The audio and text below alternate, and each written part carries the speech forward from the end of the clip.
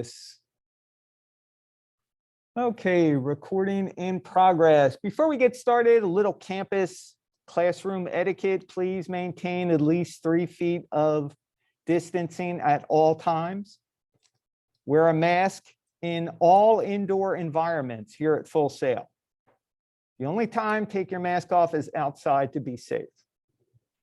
Actually, preferably away from the building, because a lot of times people will congregate around entrances and exits, and it's hard to maintain social distancing with your mask off when there's like 20, 30 people around. So just be cognizant of that, please. Want everybody to be safe.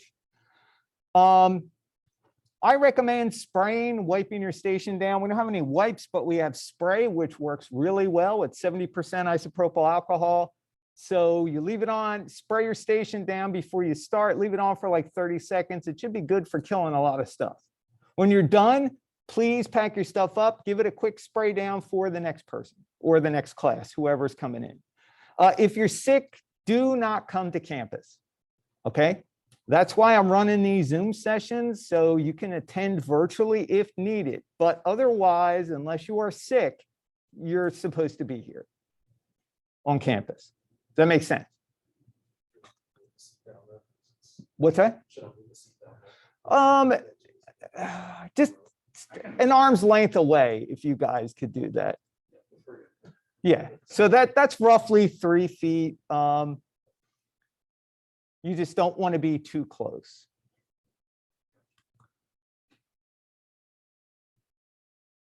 All right, so welcome to Shading and Lighting.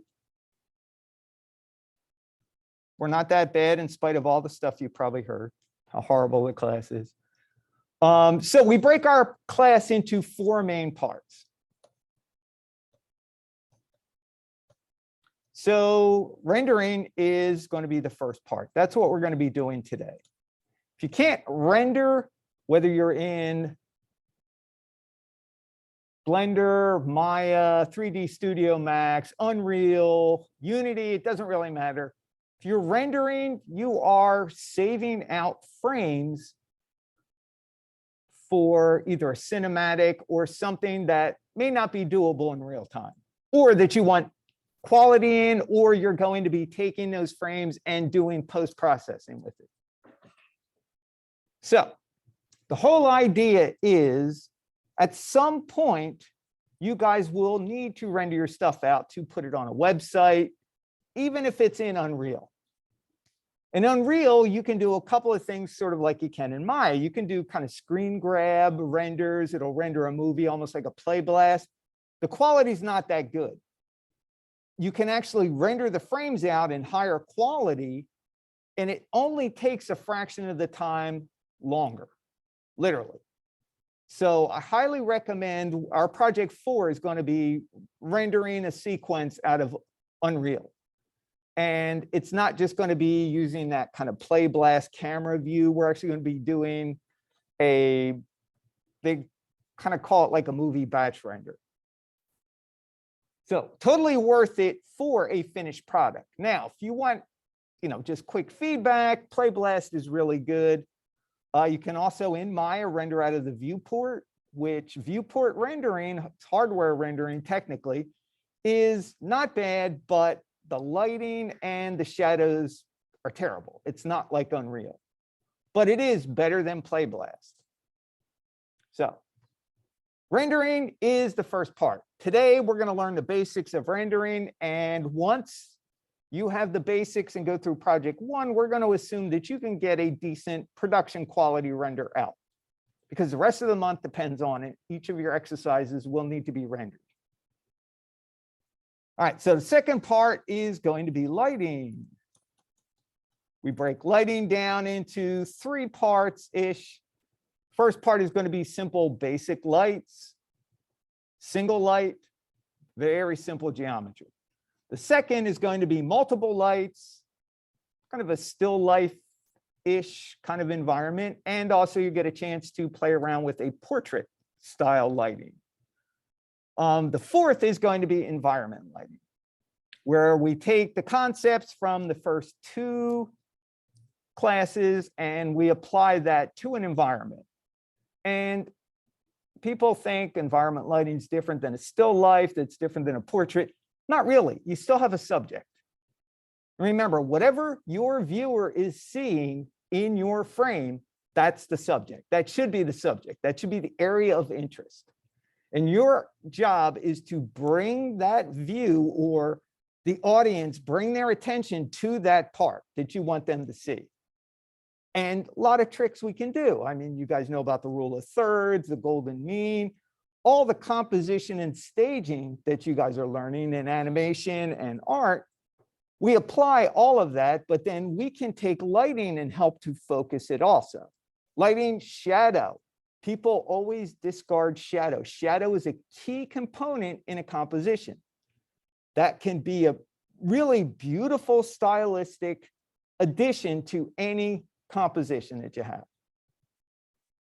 So we're going to take a lot of the principles of standard photography and apply them in CG, because photography has been around since we got past just simply drawing something.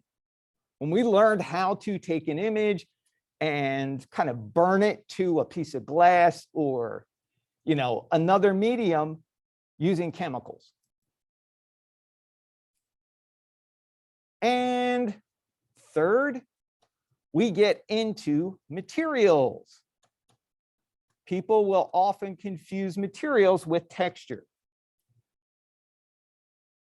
Difference is, a material describes what you see minus all of the color detail that you have associated with a texture. Think of a texture for something like this tabletop, your desk, the floor, where it looks like it's more than one color. It's got a pattern, some kind of visible pattern on it, like concrete or fabric, prints. This you need a texture for. You can't describe that in a single color. All right, but materials, we're only interested in what makes something shiny, what makes something dull, what makes something look like glass, what makes something look like metal. All of those properties are really important to us. Plastics, concrete, the wall texture here, the difference between our whiteboard and the wall. Why do we see a little bit of reflection here, but not much there? So we break materials out separately, and we're interested in color to some degree, but not as much. Then we move into textures. Textures are where we are describing a material, an object, a piece of geometry, if it needs more than one color on the same surface, or it's got a visible pattern to it. Like I said, wood, this tabletop is very kind of concrete-y looking, even though it's wood, but it still has that feel, and it's that texture and the material that the texture is sitting on. So think of textures as what they sit on top of. The material is a foundation underneath that makes the texture look like wood, that helps it look like wood more, or concrete, or shiny plastic. It's just that we're adding extra detail into it. So textures, that kind of makes sense. If anybody has any questions, just let me know, because I will just, go on.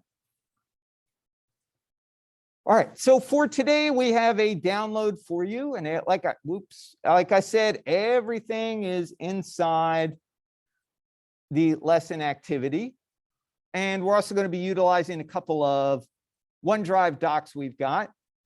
These docs you can download as PDFs. They're there if you want to work with them online strictly.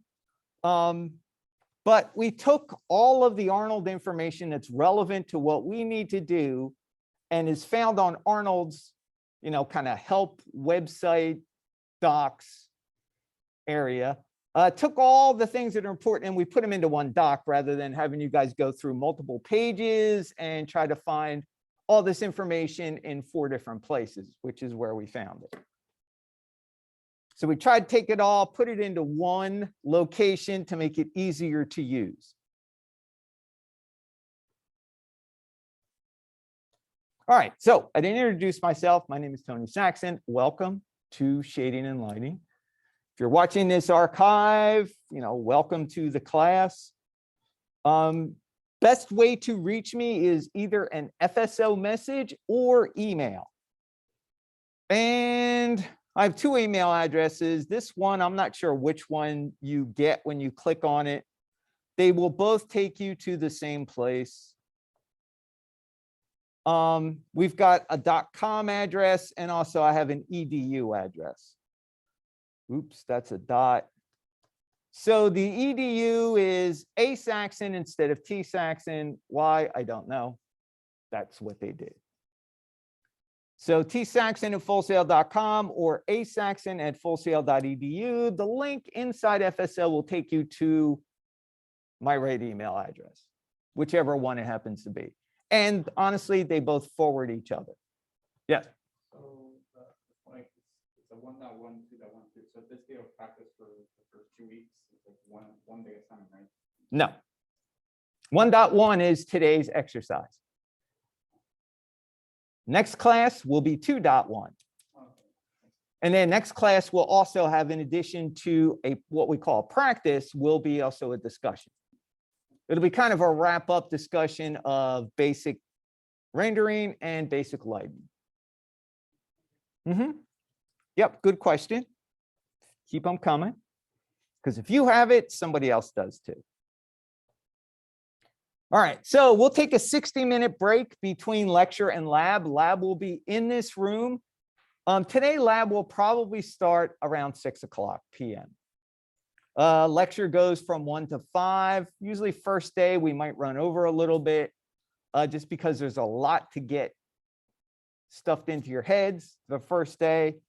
We'll take, even though we're going to be here 4 hours, I usually take a break about halfway through, because what I like to do is render out the first part of lecture, upload it to YouTube while we're on a quick 20-minute break. And by the time we get back, it's usually all done. It just helps my computer not have 4 hours of video on it while I'm trying to stream and trying to record and trying to display and render at the same time. So my computer, you'll hear the fan go on and it'll start to levitate a little. That's all right. That's normal.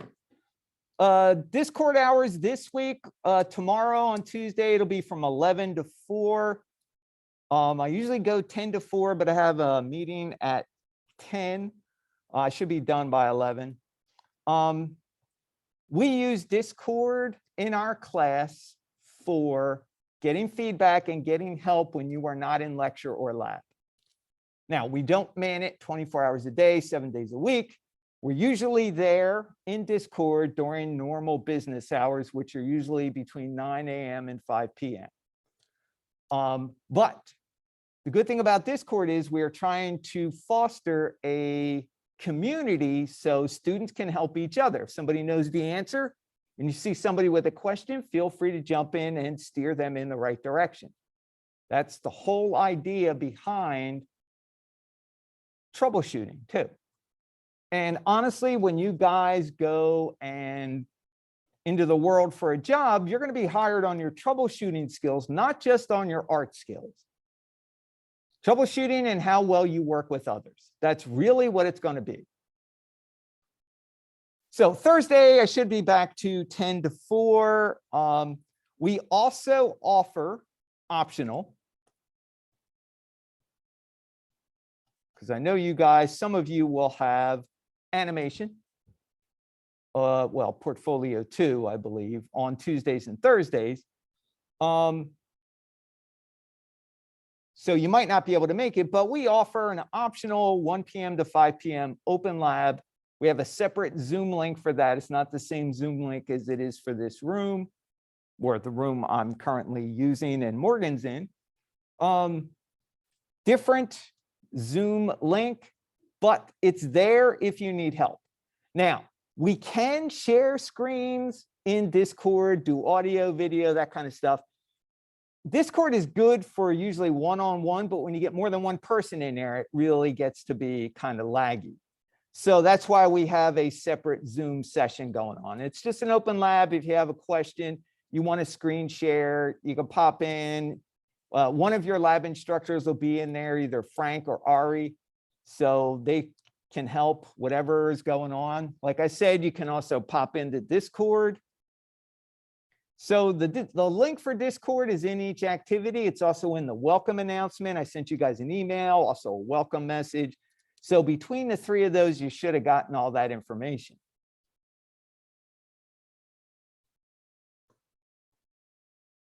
So optional, by the way, campus and online students for the Zoom Open Lab part.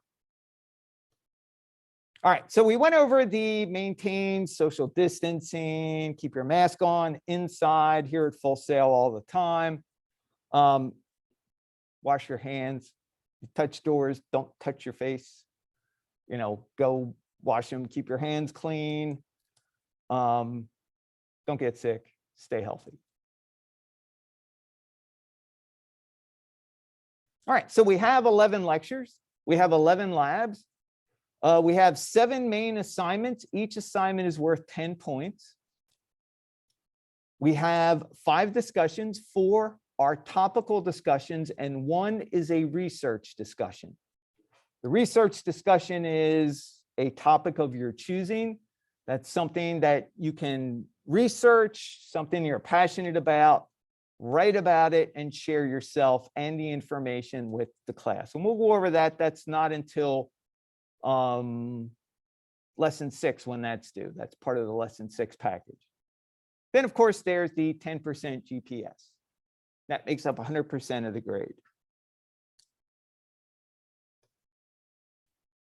All right, so lecture will begin on the hour, usually. If you're late to campus lecture, Zoom lecture, it's your responsibility. Let me know you came in. Don't assume that just because I see you that I will remember to write down attendance for you.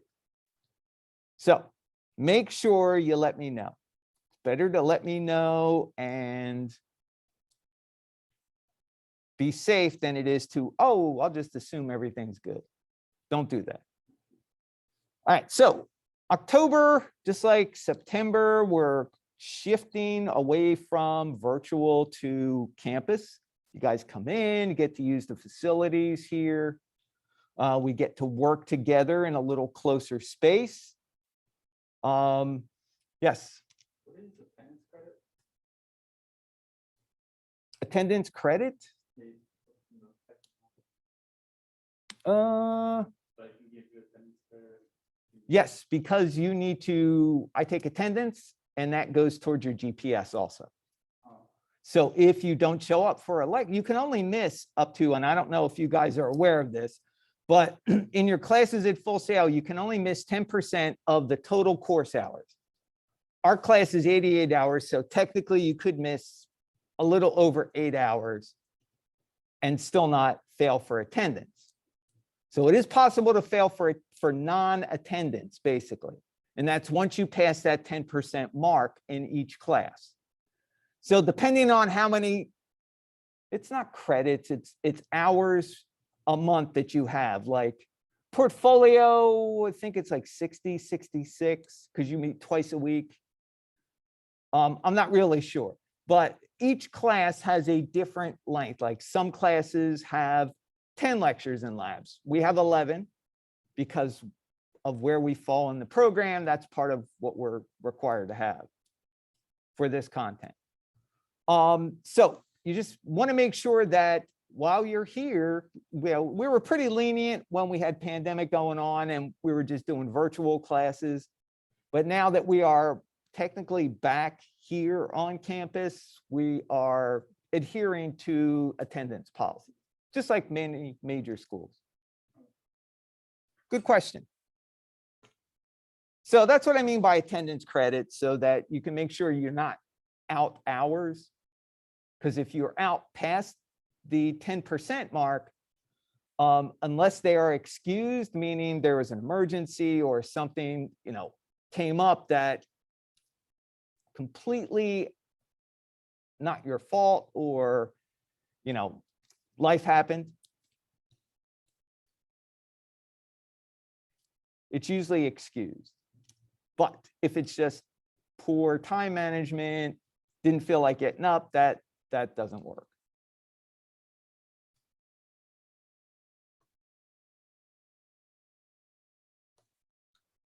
All right, so as I mentioned, lecture is going to begin on the hour. If you come 15 minutes past the hour, like we have a 15-minute buffer. If I take attendance and you're not here, if you come in within 15 minutes of start time of class, which is on the hour, if you come in within that time, we can give you what's called a tardy. Anytime past 15 minutes, and then it is 2 hours out. That is Full Sail's policy, not ours. Just letting you know. So if you're late, let me know so I can give you a tardy. It's better than being 2 hours out. It takes like 5 tardies to equal 2 hours. So it's much better to have a tardy than it is to have 2 hours out. So if you have questions about attendance, let us know, your instructors.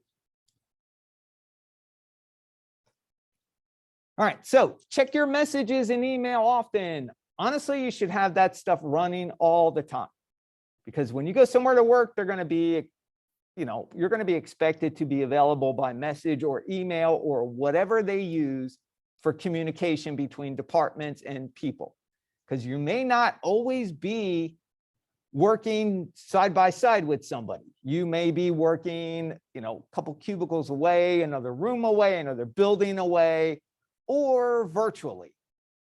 So maintain good communication. Respond in a professional, timely manner, please.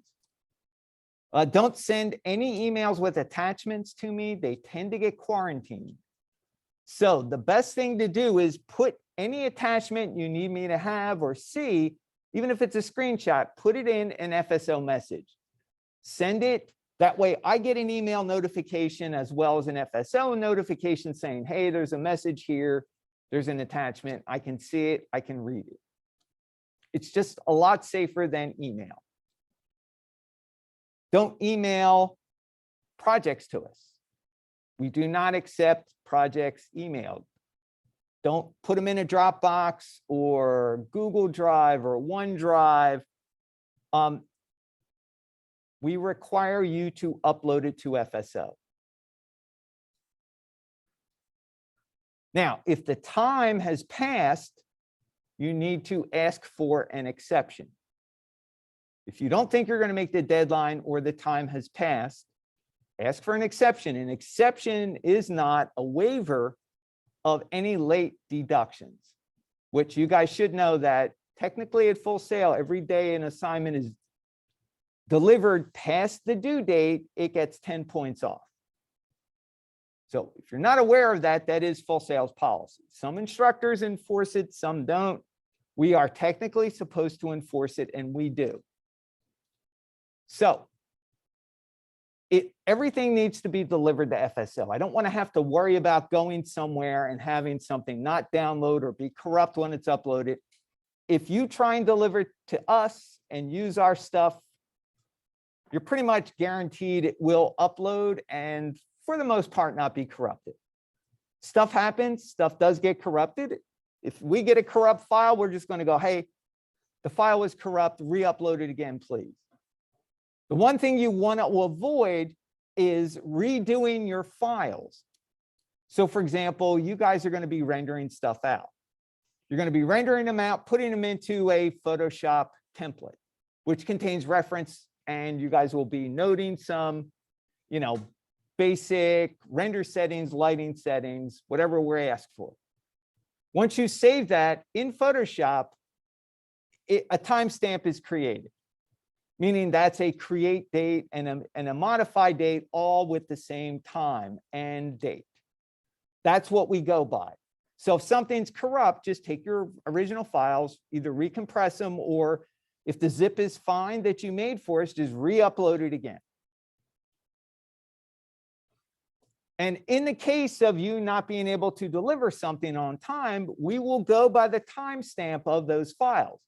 which means if you had it done and your internet went out at 11:45, right before you were going to deliver, don't worry about it. As long as you have that done and ready to go, when I get the notice from you, either that day or the next day, I will open it up, you can deliver it, and we will go by the timestamp to figure out how late that is.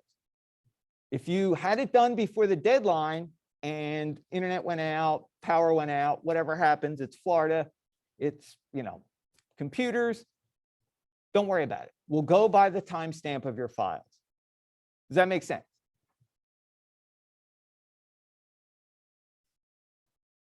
All right, so no headphones, earbuds. I got them in because I'm doing a Zoom session in case somebody asks a question. Oh yeah, put phones on silent. I always forget that part. And last but not least, we are very technical.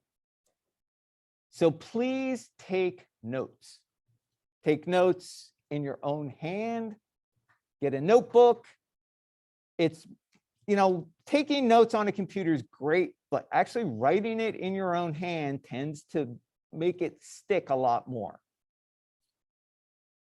Research has found that people who write notes in their own hand tend to remember the information better than they do if they're just typing it out or even just recording it, because a lot of times we tend not to go back and watch everything. We just kind of skim through stuff.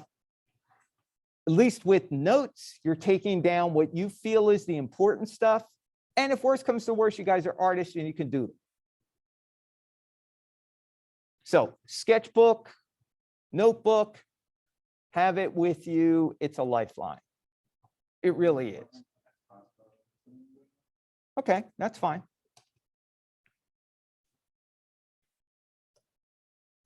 All right, so any issues, mistakes, problems, let's take care of them as soon as possible. Don't put them off. If you have a problem with Maya, delivering your work, own it, see it through to completion. Also, one thing I suggest is computers, the internet, they're all out to kill us. So I recommend when you upload your stuff, quit out of FSO, then go back in, go to the activity, make sure your stuff uploaded. Because you can still see the activity even when you submit something. So verify it actually uploaded. Ask for help after you guys have tried to figure out an issue by yourself. So don't hang on it too long, like 5-10 minutes. If you're still spinning your wheels and you're back at the same place every time with the same problem, then it's time to ask for some help. But try to troubleshoot first. Try to backtrack, retrace your steps, see what you did, double check your settings. That's going to be the really important part, is checking your settings. Because we're going to go through and we've got a lot of steps. We've got a lot of sliders and switches and buttons and connections to make throughout the month. It can be mind-boggling, but it's going to be no worse than when you go into Unreal for any game art people.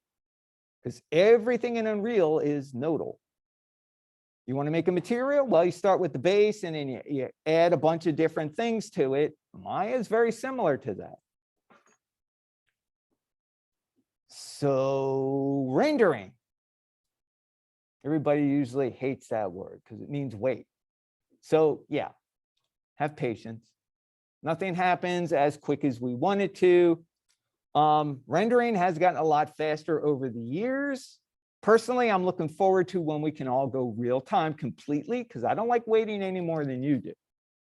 Just that I've had to do it a lot longer, and I try not to show irritation, but it still bothers me that I have to wait. But the results are usually worth it. Real-time ray tracing, that's a big thing, and we're trying to push for doing that more in our course here.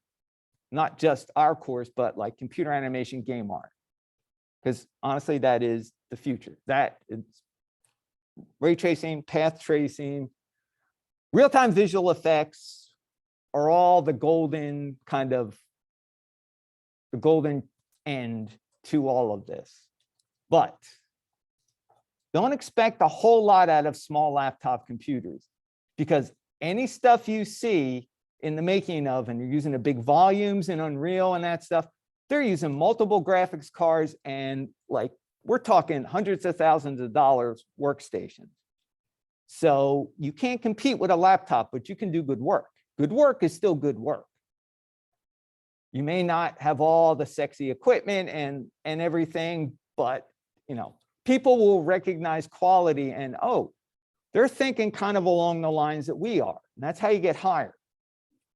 People see what you're into, what you're trying to do, and they go, yeah, they're kind of like where we're going, or where we are, or where we've been. And then they'll know, oh, okay, they're trainable, because they understand the concepts. So learning is difficult. And sometimes what I like to call the path of most resistance, something that really is tough to get, can be the most rewarding. Because a lot of times when we come in with things that we can kind of do instinctively almost, we take it for granted once in a while. And the stuff that we really have to work for, a lot of times that will stick a lot more when you finally get it. But it's getting to that, past that plateau to get that information. That's what we're kind of here to help you with. Unfortunately, our class could easily be 4 months long. Just that we are compressed into 30 days, and we try to give you as much as we can that we know you need in the future. So you may have to come back and visit us. Questions so far? Okay. All right, email heading. If you need to send an email, you'll need to put our course code or class code. It's GRA1161. That is shading and lighting. -L tells us you are campus. 2021-10, that is the month. Technically, it's C 2021-10, but you can leave the C out. For campus, it's always section 00. I don't know why we have to put that, but we do. Then whatever your subject issue is, issue with my project, question, whatever it happens to be.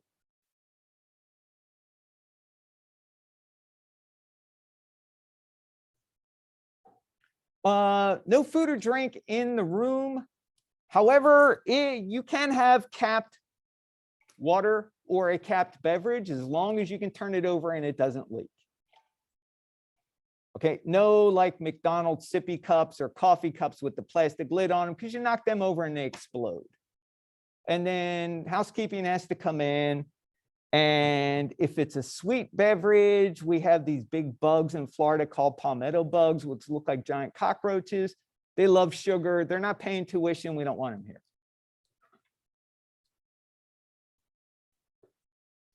So participate, ask questions at any time. And the next part I have to go over.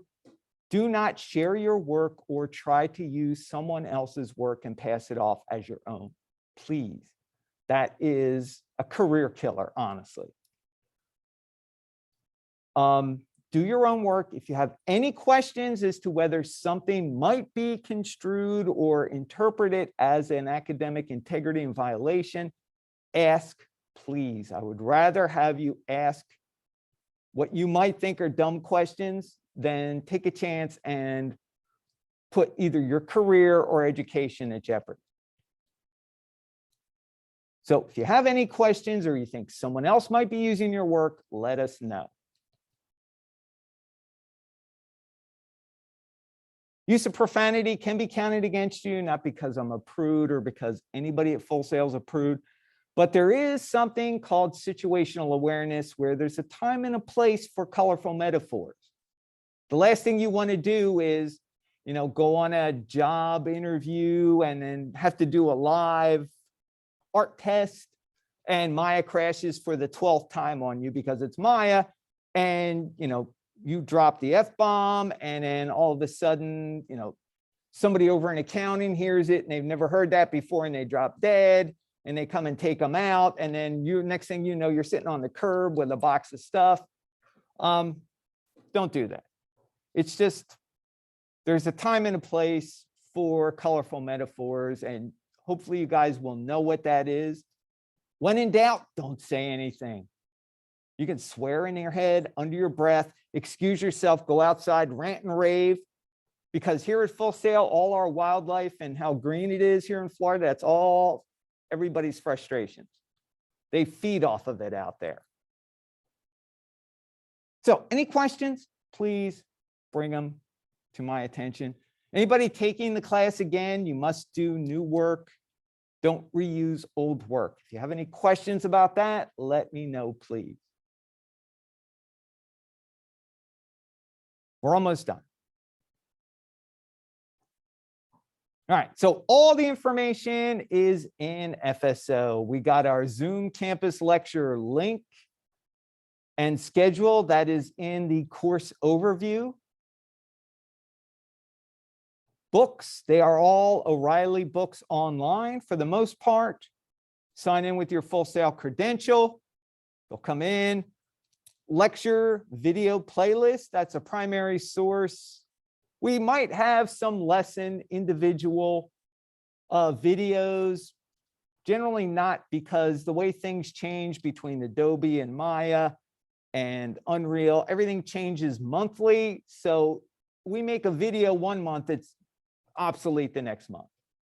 So we just do, that's why I record campus lectures. It's a lot easier for me to get you guys information that's current than try to update old stuff. So activity instructions, delivery information, that's all in there. So inside here, this is lesson 1.1. There's our overview, objectives, reading, all the links here. We've even got Arnold links. Discord link. When you go to Discord, you will be put into basically what we call a landing page. You need to change your name, your nickname for our server. It's not an automated process, so once you change your nickname, you won't get access until we actually grant it. And we do that pretty quickly. I mean, if it's been a couple of hours or a day and you're still not in there, send an email or a message. Say, hey, I'm in there. I think my name's right. Can I get access? So like I said, all the videos, click on the link here. It should take you to our YouTube channel. Newest lecture shows up on top. Got a Disney's Practical Guide to Path Tracing video. It's a short video done in the traditional 1940s animation style, where there's a narrator who has this bright, sunny disposition, and they try to explain path tracing, and they do a really, really good job. So totally worth watching that. It's under 10 minutes. Software, Maya 2020.4, not 2021. 2021 has a lot of bugs in it for rendering. So 2020.4 is kind of the gold version we're using in our class. No. You can use 2019, however, Arnold is not going to be supporting 2019 much longer. And if you're doing 2019, I think 2019.6 is the last version. Whatever the very last update that Autodesk offered for 2019 might work. However, you will need to get at least, well, you'll have to download this version of Arnold. And for that, you have to go to Arnold's website and download it. Just log in with your Autodesk credentials. It'll give you a list of, I think for this version, I know they're still supporting 2019. But anything earlier than 4.2.1.1, and this is the plug-in version of Arnold, anything prior to that will not have the tools that we need for rendering. There's a whole bunch of stuff they added with 4.2.1.1. For one, it's the denoiser post image processor that denoises Arnold in the Arnold render view. Question? How do I check the minus 2020? Good question. All right, so to check the version of Maya, launch Maya. When it launches, go up to the Maya menu and go about. And it should tell you if you have 2020, then you've got an old version. So you're going to need to update it in Autodesk.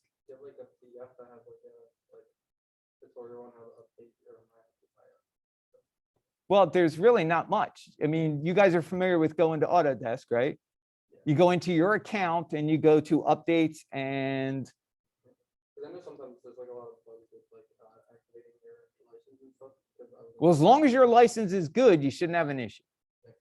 But Autodesk has moved from every 3 years to a yearly update of the license, and the newer versions of the update, like if your license expires and you need to update again, you'll have to get a letter of verification from us that you are attending Full Sail. Because Autodesk is no longer handing them out. You have to be at a verified institution to get the free software. Yep. I'll show you in a second. So this is where you'd find your version of Maya. All right, let me minimize this. So I recommend you do this, Autodesk Education.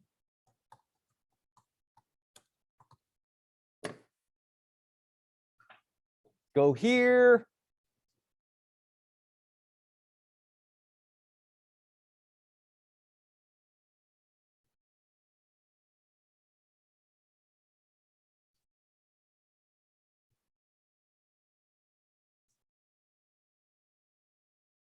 Come on, Autodesk, wake up. All right, so you sign in, you go to your account. Software and updates, I think, or updates and something.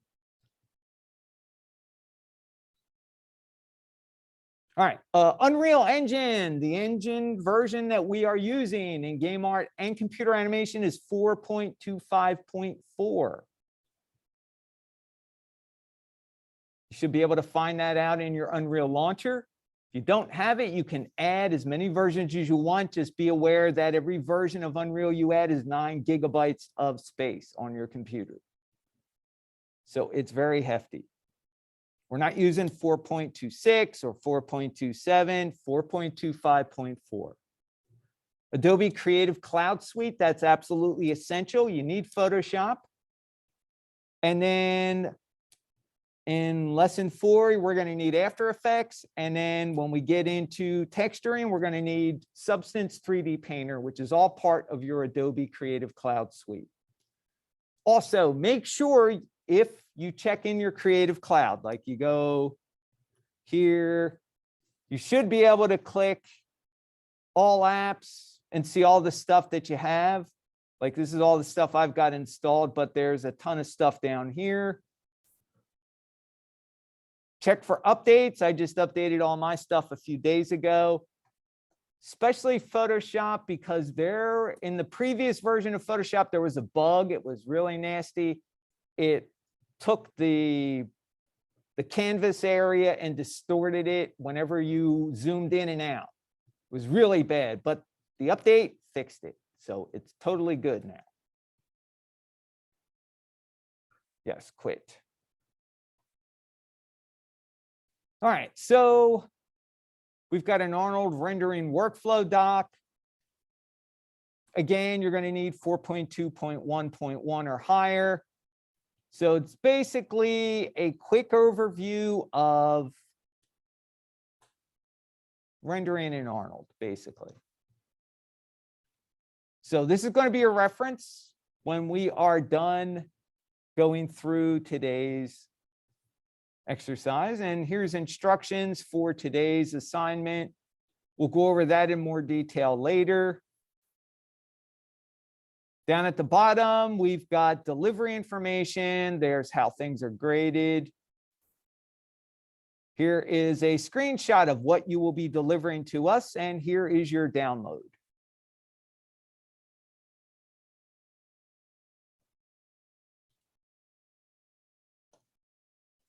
All right, like I said, we'll do about 2 hours, maybe not quite, maybe a little under. We'll take a 20-minute break. We'll come back. We'll finish up. We'll do demos. We'll do more, whatever we need to do to get all the information out. Take notes, screenshots, pictures, use Zoom to get the, if you want to take screenshots of the lecture slides are going to be available in the video, the archive video. So you got a way to get the information if you need it.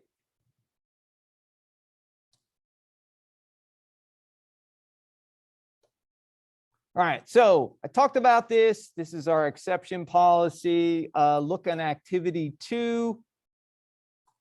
Under the course overview, it's our policies.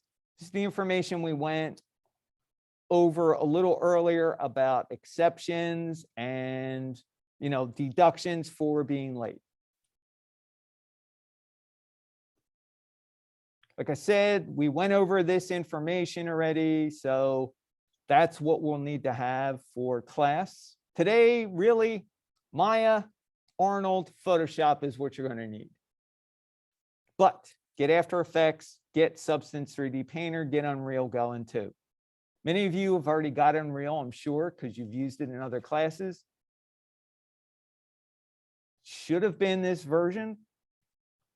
Don't know, but that's the version we're using. Yes. Substance 3D Painter, that's different than just Substance Painter. Yeah. Once that license expires using the old algorithmic website, that's no longer any good. And it should be as long as you're logged into the Creative Cloud through Full Sail, Yeah, I have. you've got access to it. I would uninstall the old version and install the new one. And honestly, the changes they have made are really pretty good. They are well worth the price of admission. Was a little, kind of hesitant about, oh, great, Adobe bought it. What are they going to take out? What are they going to destroy? But they actually did a good job keeping pretty much everything and adding to it. So hopefully that means they'll take some of the stuff they were trying to do in Photoshop out. Now, they're also eventually, it's not fully implemented yet, but they're also going to make Photoshop and Substance Painter connect to each other. So if you need to edit a photo or something, it'll take you right into Photoshop. When you're done, you want to go paint a texture, it'll take you back to Substance. So they're working with a lot of interconnectability between those different programs so that they talk to each other, which is really the modern workflow. I mean, ideally, you want to work somewhere where, you're in Maya, you make changes, it automatically gets pushed to Unreal. Make changes in Unreal, it automatically gets pushed back to Maya. You want to have that two-way communication because that is a modern pipeline and how things really work. You need to have people everywhere get an updated file. All right, so Arnold. Show you where Arnold is, just in case. Come on, wake up. All right, so to make sure Arnold's loaded, it's loaded automatically when you install Maya. Windows, settings, preferences, plugin manager. It's down toward the bottom. Once you get past Evolve, Maya's built-in plugins here, which are quite extensive. You'll basically get into Arnold. You should be able to find Arnold. Here it is. And it is called MTOA, Maya to Arnold. That's the plugin. Make sure it's loaded. Make sure it auto loads. Plugin manager. Yes. On a Mac, it's a bundle. On a PC, it's a .mll or NLL. I can't remember which one it is.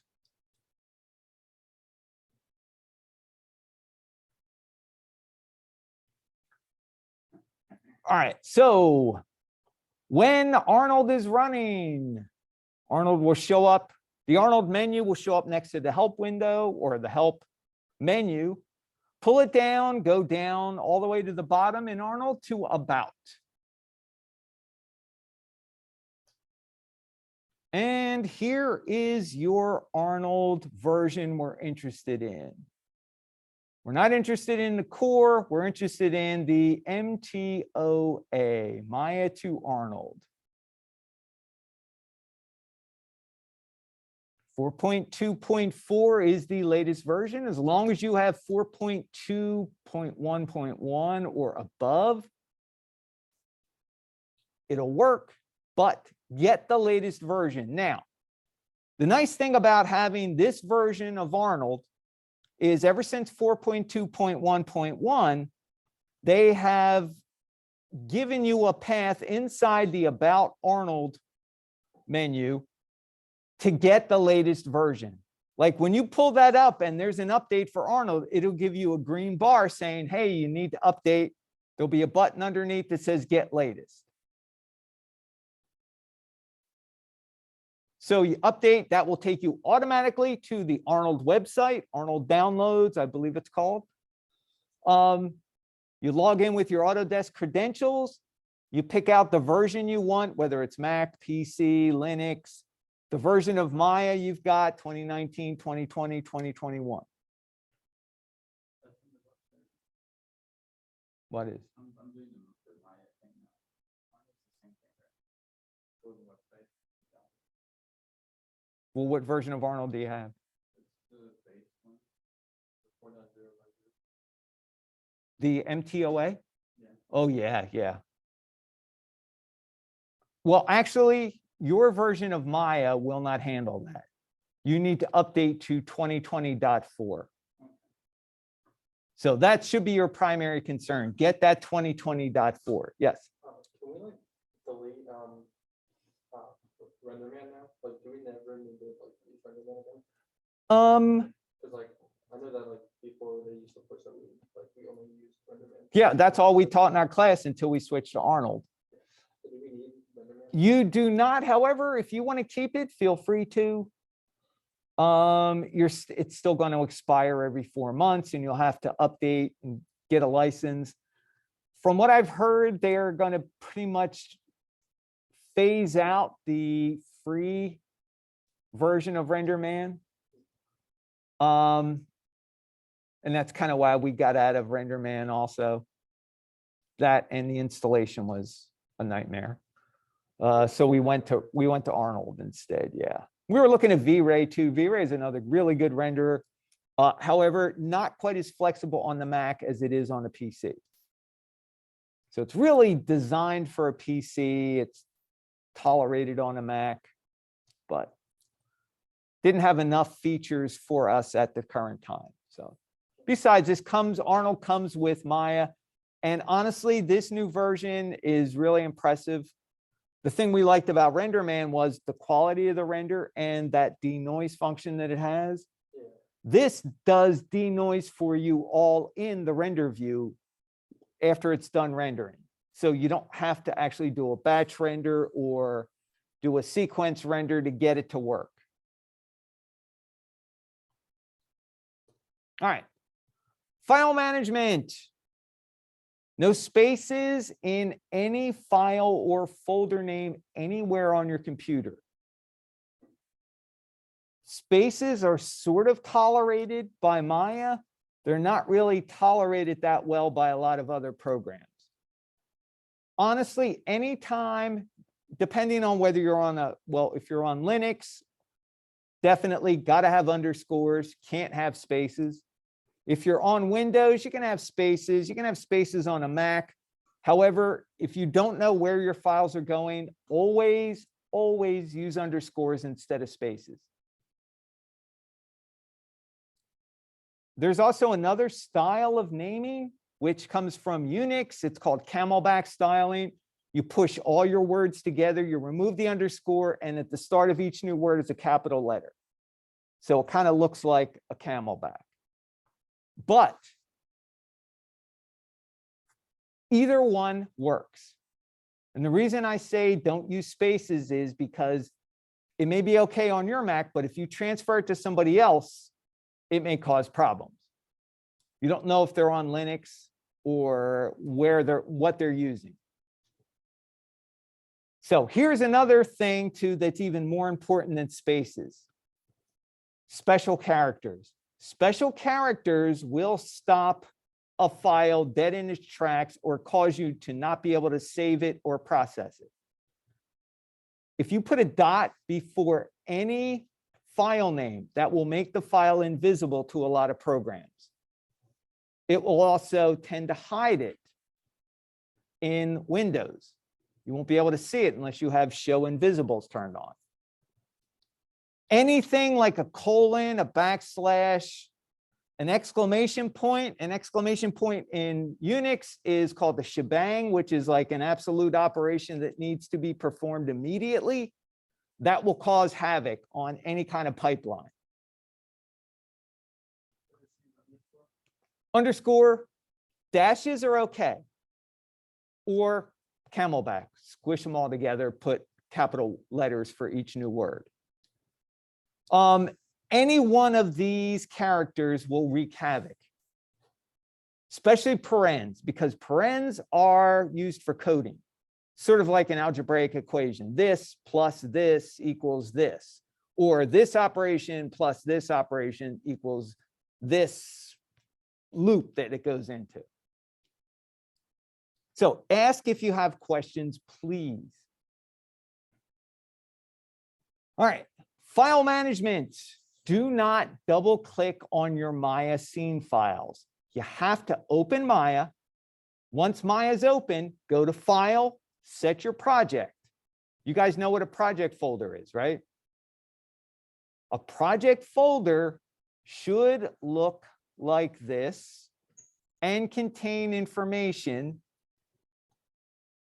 about your Maya scene. So this little folder structure right here is a Maya file project structure.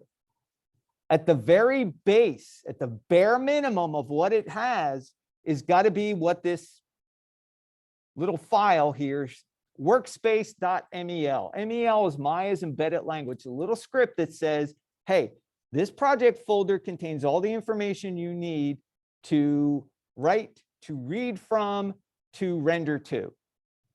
And at the very base, you need a scenes folder, source images, and an images folder. That's like input, output, and scene files. Without that workspace, it is not a project folder structure. We give you project folders.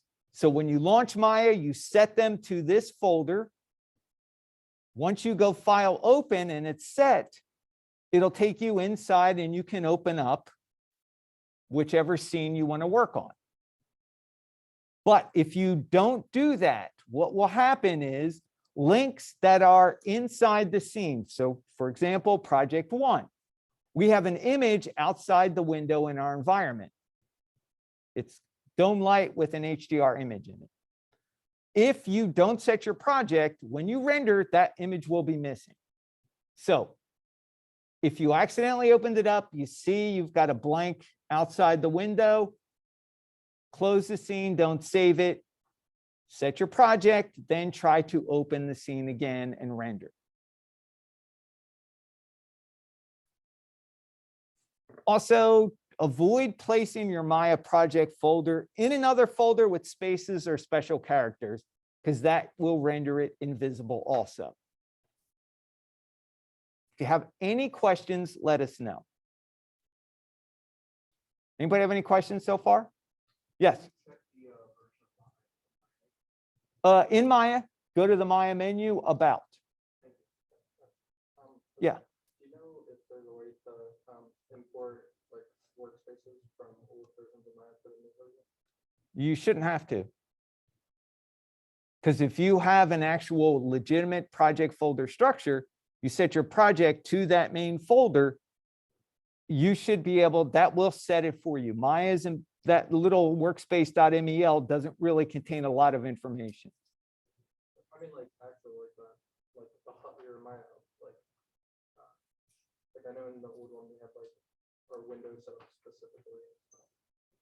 And, like, Oh, you're talking about your Maya preferences. Yeah. Yeah. So if you don't tell it to build a new set and use the old ones, it will use your old preferences when you install a new version. If you told it to build a new set, then it's going to overwrite the old ones. So unfortunately, you'll have to go back and set them all up. Yeah, it does say actually. Like, the last bit, it says import workspace file, so I'm guessing you can export them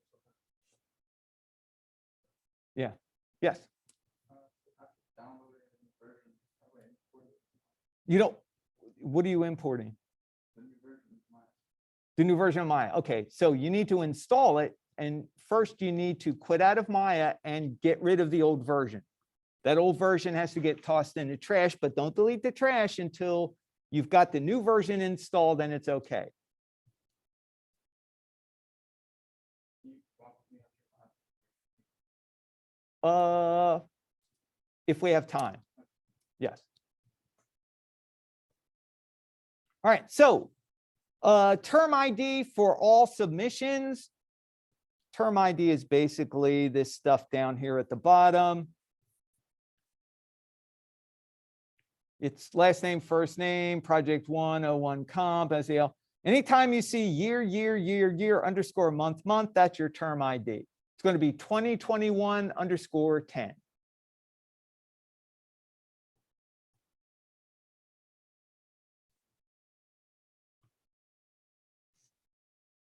All right, questions? All right, so now we can actually learn stuff. All right, so in order to make something visible in the real world or render in CG, we need three main components. You must have a camera or your eye, something to record the event. You need to have light. And last but not least, you need to have an object or a piece of geometry for that light to hit. Because if light does not hit a surface, it's not made visible to the camera. Everything that we see in the real world and in CG is a result of a reflection. All the color, all the objects we see in this room is a result of all the light that we have bouncing around, hitting objects and finding its way. Find those bounced light rays will find their way into our eyes, or if we've got a camera, into the camera sensor. Does that make sense? So everything, this is real world or CG. The only difference between real world and CG is in CG, we also need to have a material on the object to tell the light what it is. Anybody's modeled and all of a sudden your geometry turns green in the viewport, that means it's lost its material description. It shows up like a black hole. So then you got to reassign Lambert 1 or whatever it is you're using. It just means it lost its ability to tell the renderer what it is. And all objects by default reflect light. Even in the viewport, when you're not doing anything special other than modeling, there still is light and a camera. That camera is the viewport, you navigating around. There's light, there's basically a directional light that's parented to the camera, so it follows it around all the way.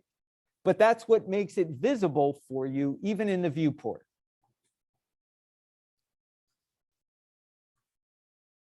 Now, one of the big questions is, what is rendering? So rendering is not a new term. That is not something we came up with the advent of computer graphics.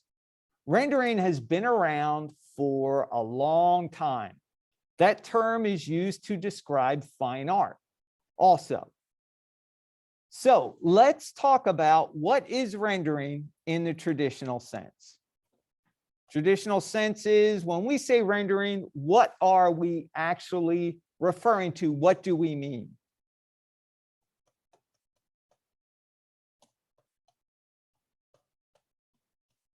What is it?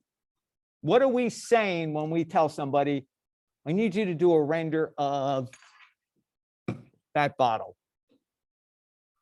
What makes a render take on the properties of that bottle? What do we need to include in our render? Material. What does that mean?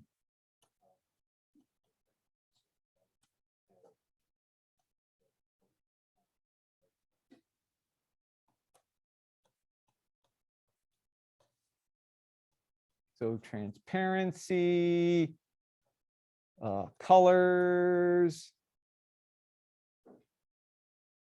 What else? How about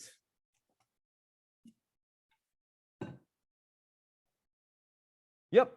Okay, so is it metal? Like my bottle here. That's called brushed metal, but it's also got this part, which is a rubber grip, this part, which is a plastic top. So it's got three materials there. How do we describe them? What are we trying to do when we describe those materials? Okay. So roughness. Anything else? Size. All right. So size. I'm going to lump in that with size, form, shape. You could even lump in spatial relationships if there was more than one object. Because, a lot of times you may do a render of a still life. Got a couple of different things. Great still life. What else?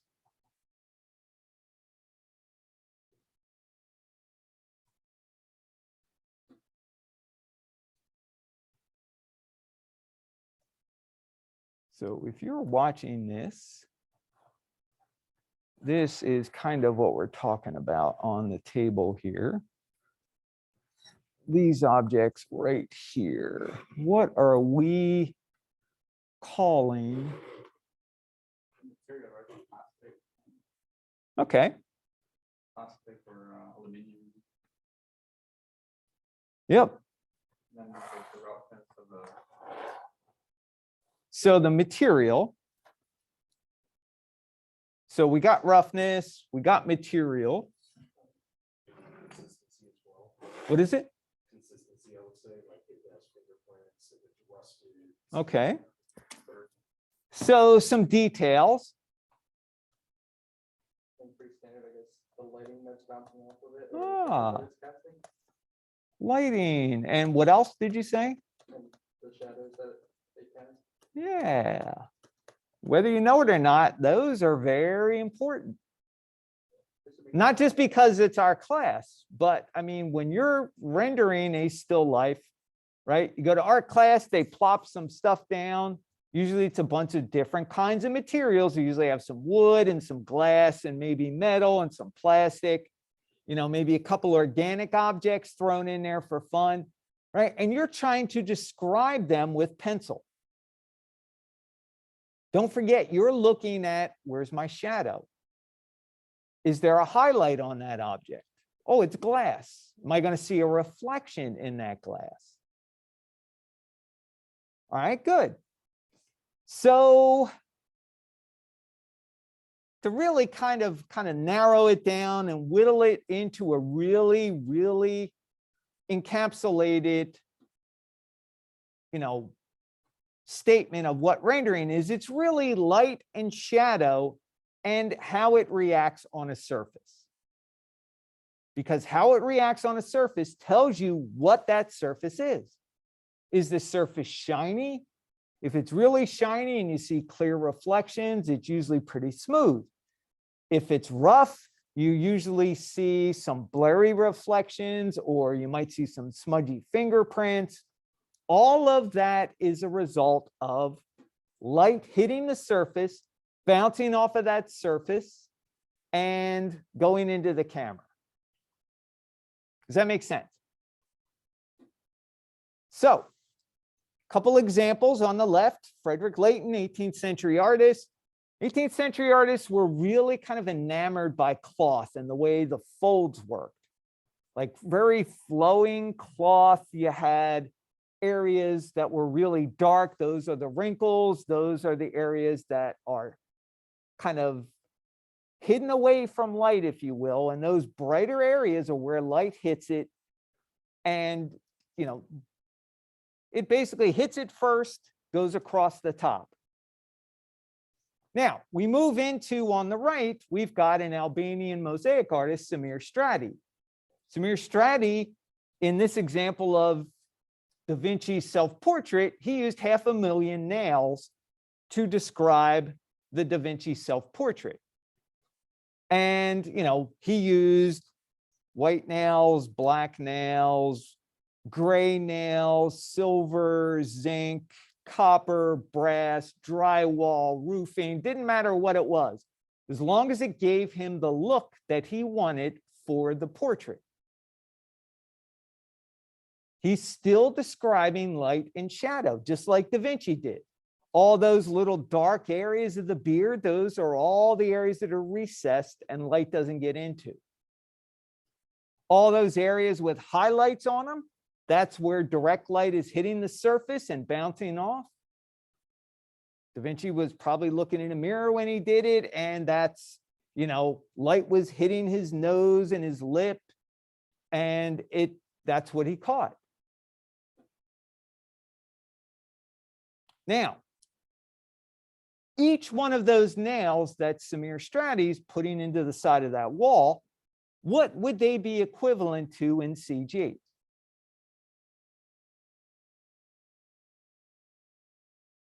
Say again? Texture. Okay, but what would be each one of those little tiny round nails? Ray of light, yeah, but that's really equivalent to the pixels that we have on our screens.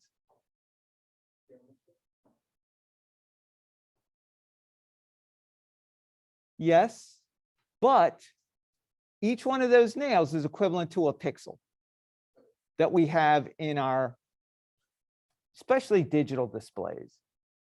Now, if you've got an actual piece of paper with an image on it, depends on where it is. Was it printed? Then you've got it as a halftone with little tiny dots. If it's a continuous tone, what they used to call them, it comes from a printer, you know, then it's going to be really, really fine little dots that are really close together and look continuous. But for us, all of our technology to describe and display on all of our digital devices is all pixel based.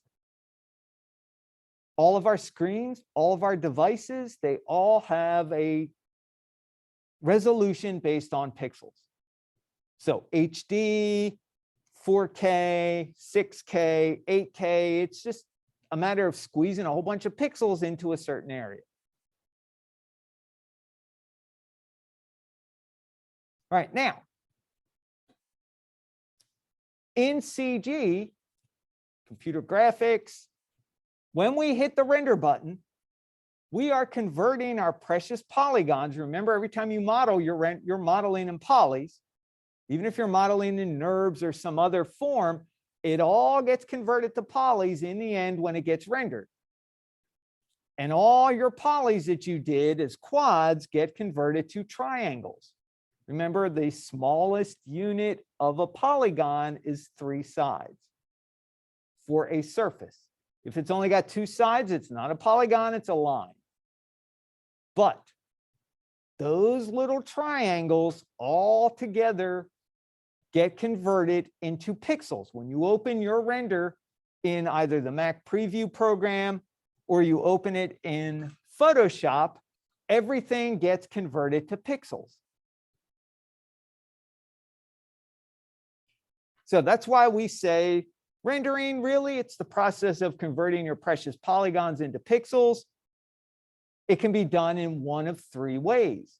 It can be done using software rendering, hardware rendering, or what's called vector rendering. Now, does anybody know what the difference is between the 3? So let's define them a little bit. So vector rendering, anybody familiar with that? What is it? I think I do.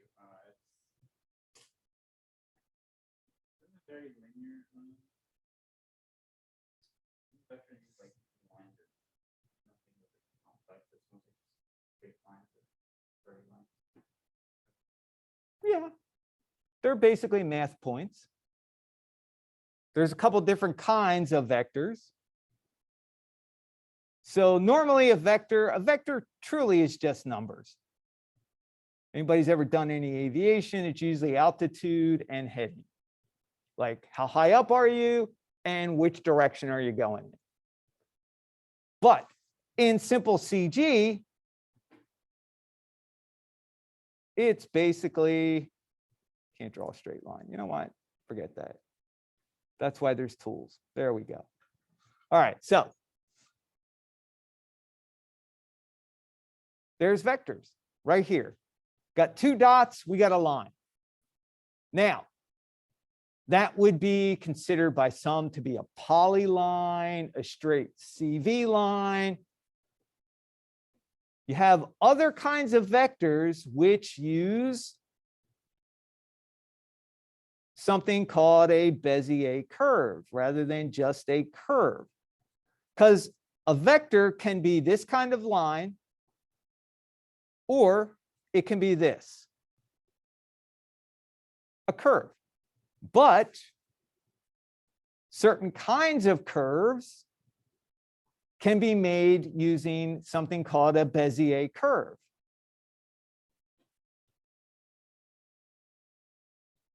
This is just a plain old curve, and this is a line. So Bezier curve is an advanced curve used by certain programs because they're math-based. Anybody familiar with Bezier curves at all? Ever hear of them? Yes. Where? GIMP? Photoshop? Sort of. GIMP? Yeah, probably a little more than Photoshop. There's another Adobe app that uses them all the time. Illustrator. Illustrator is a vector-based drawing program. All those little curves in Photoshop Illustrator kind of link together to form shapes.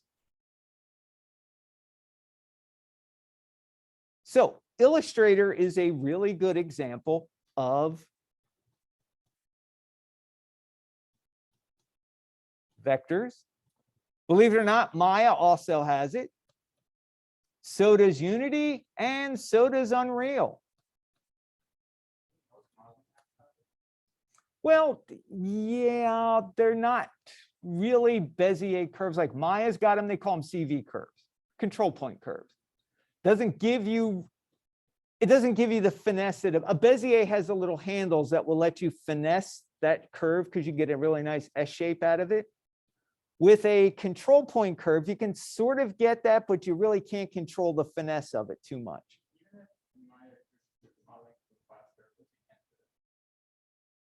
What would you use? Like you're making a mistake, square.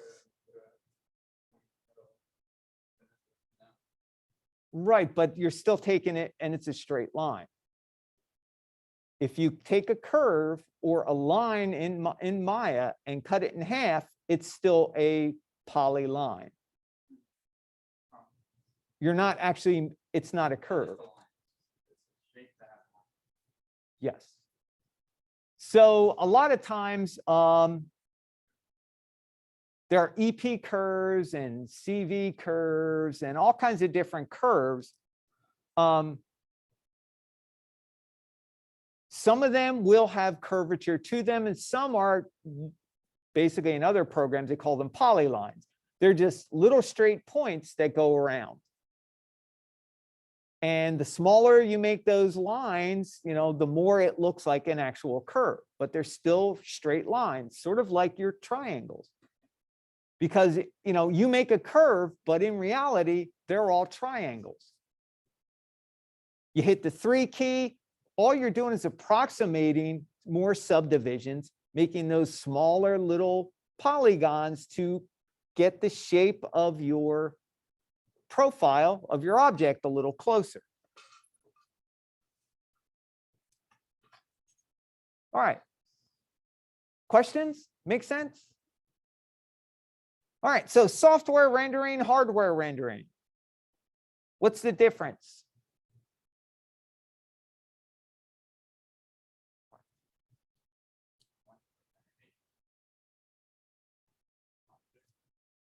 Nope.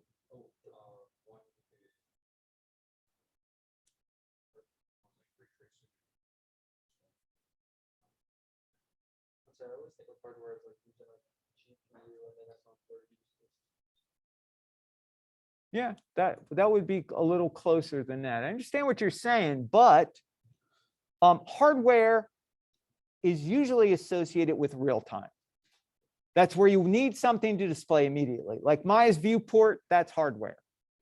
Your phone, you pick it up, you turn it on. You've got apps, you've got a screen, you've got a way to navigate around.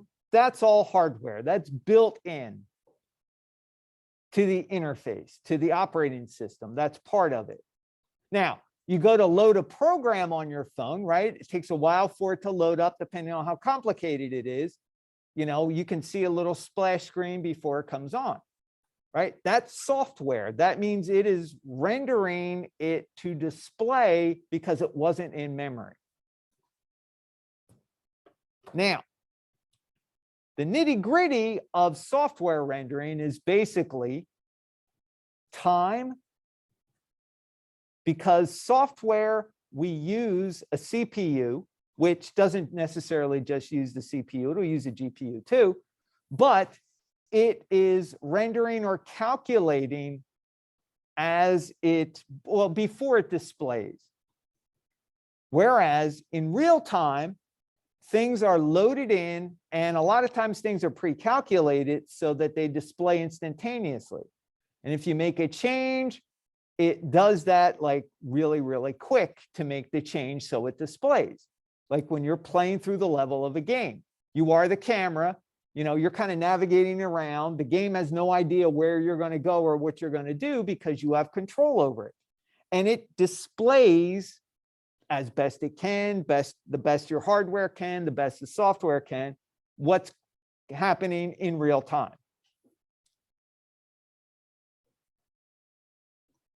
Right, but in the end, you did a pretty good job describing it. So in the end, a lot of our apps will do both.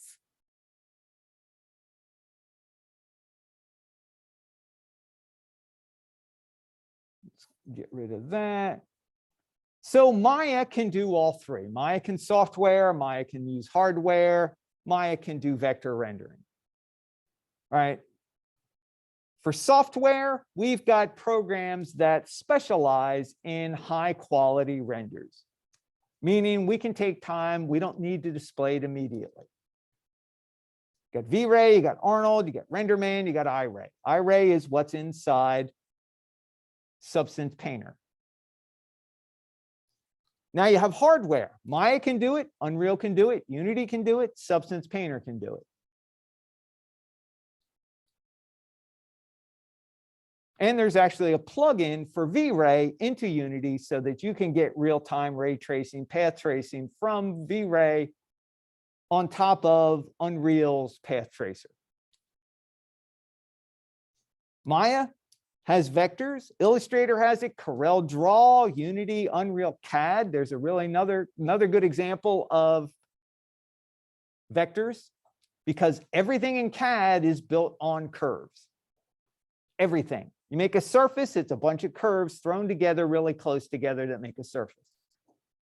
Because it's all about precision.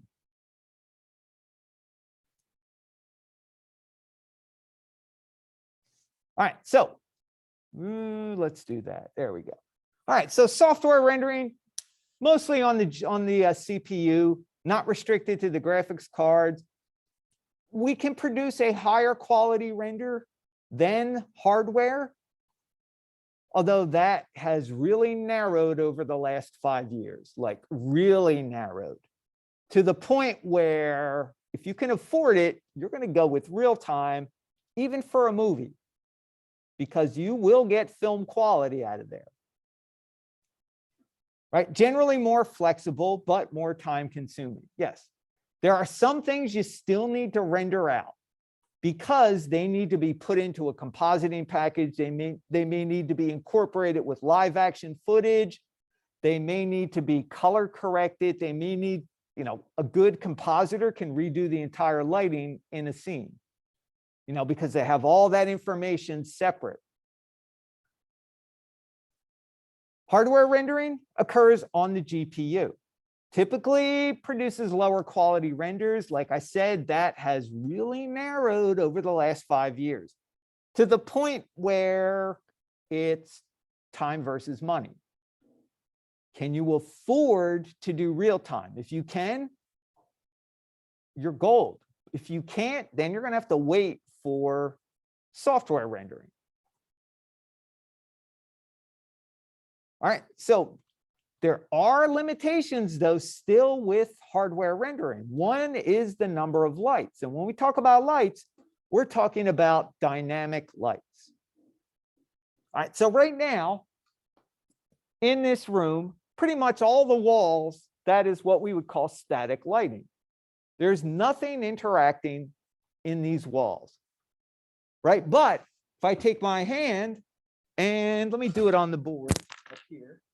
So right now, projector screen, that's pretty much static except for me moving around in the upper right corner, right? But here, once I put my arm in, now I've got a dynamic light. It's producing a shadow in real time. So that shadow moves with my hand. Notice it's a really hard-edged shadow. That's because it's a small light. Now, as my hand moves away from the screen toward the light, my shadow gets a little bigger, but it also softens on the edges, right? That is dynamic also. That means my hand is getting closer to the light. The approximates, or they call it the approximate size of the light, is getting bigger. It's not getting bigger, my hand's getting closer. All of that is very expensive to do in real time. Very expensive still. Because not only are you doing this, calculating shadow, light, the way it bounces off, hand getting closer to the light source, it gets softer. You've also got the hand doesn't want to collide with the screen. You don't want it going through the screen. So you got collisions, you got any kind of other special effects. You got smoke, you got dust, you have sparks, you have all kinds of different particles going on at the same time, especially in a game. There's a lot going on under the scenes that may not be visible. So that's kind of the part that we're still stuck on a little bit as far as real time goes, because that stuff can be done, but it takes a monster computer to do it.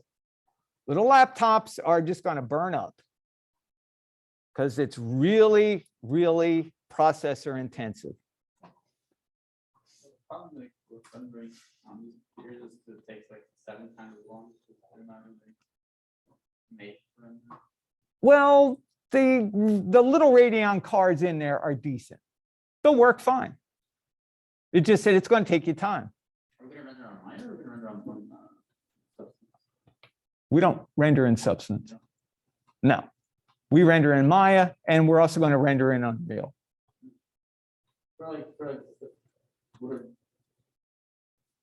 There's no reason to render in Substance because that is not a final product view. Like, have you ever heard of anybody making a game in Substance? No, they make it in Unreal, they make it in Unity, because eventually it's got to come out of Substance into somewhere. Substance is okay for static. Like, here, I painted this. Does it look okay? How's it look compared to my reference? All right, that's all fine and well, but you need to bring it back into Maya or back into Unreal to see what it looks like with the light that belongs in the environment and the materials that are in that environment. So for all, how great Substance is, it is really not a final finishing package. Although Adobe's changing that a little by little. They've actually got in there Creative Cloud Suite, which I haven't downloaded it because don't have time. It's called Substance 3D Stager. It's a way for you to stage and render your scenes.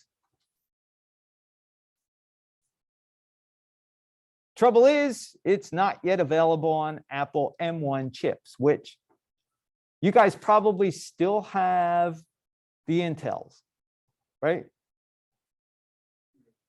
If you're not sure, just go up to the Apple menu, go about this Mac. It'll tell you. It'll tell you what you have. I don't think you guys have M1 chips. So we all have the Radeons in there.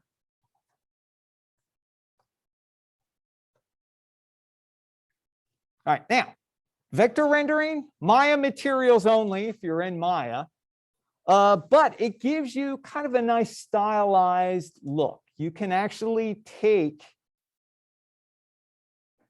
your geometry, assign a Maya material to it. If you've got the renderer installed, and it's a plugin that needs to be turned on in Maya, if you've got it turned on and selected as your renderer, you can take the wireframe that's in your scene, and if you've got the material enabled for wireframe, it will take the wireframe, instead of rendering it like it looks in PlayBlast, it'll actually render the wireframe with vectors and make a really nice, smooth looking model. And you've probably all seen it because, anybody who's a modeler may do one of the transitions where they go from wireframe to shaded to textured to lit and fully realized. You can also do tunar, outlines, solid centers. There's a lot of stuff you can do with it, stylized stuff, granted. A lot of various formats, the old Flash Shockwave that's not being used anymore. It's like Adobe Animation now. You can actually render out as Illustrator files.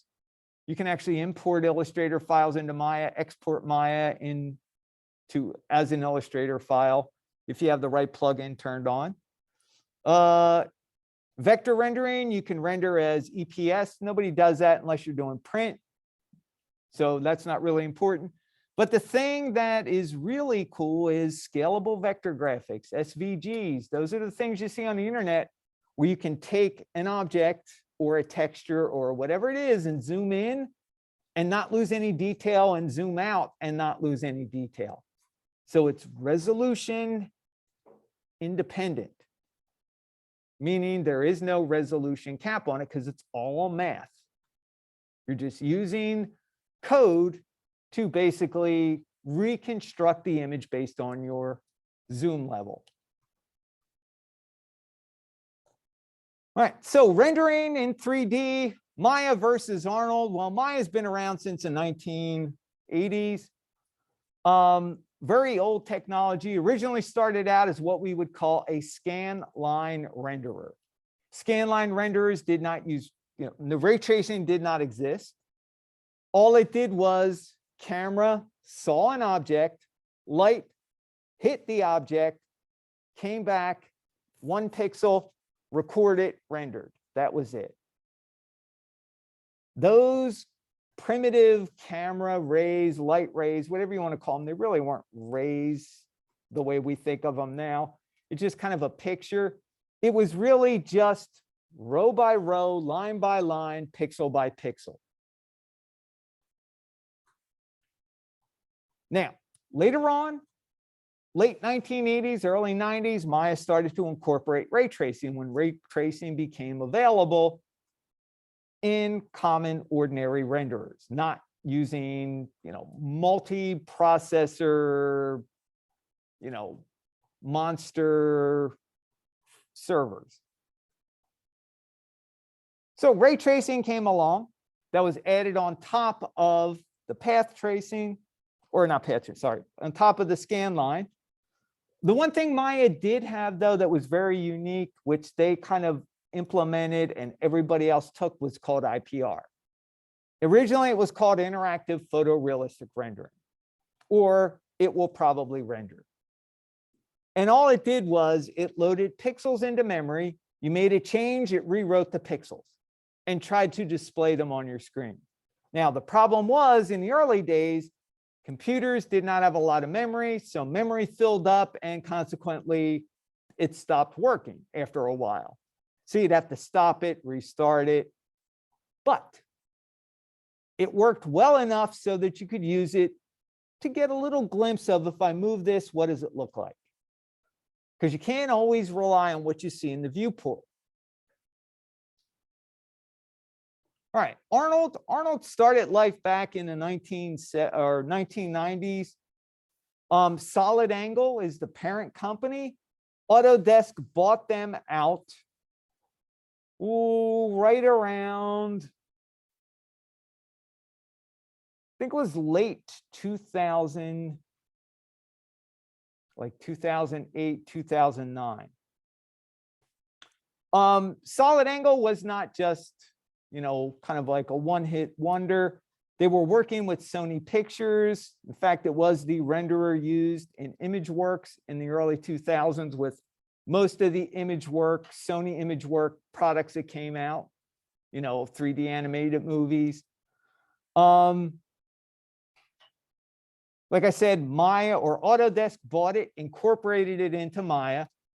And it's only been the last year that they've really incorporated it really well and actually let Solid Angle, which is owned by Autodesk, work and get it implemented and make really modern changes. It's got plugins for pretty much any major software: Maya, Max, Houdini, Cinema 4D, Katana. They're all pretty good. Uses IPR. And it also is, this is a little confusing term for everybody. They say it is what's called a Monte Carlo ray tracer. Pretty much almost every single renderer is a Monte Carlo ray tracer. I don't know why Arnold went to a big deal about it, but basically Monte Carlo simply means it is, when it renders, it spits out samples into the scene. It takes little, shoots out rays, captures information. It shoots them out in a random fashion. Monte Carlo simply means it is a re-randomization of a random function.